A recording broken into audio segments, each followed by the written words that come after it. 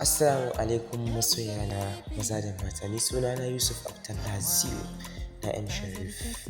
Ga dama ta zo muku wannan shekarar 2023. Umar M Sharif ya kawo muku kaitaccen album ɗinsa mai suna ɗan Hausa, lokaci da sauransu dai da dama.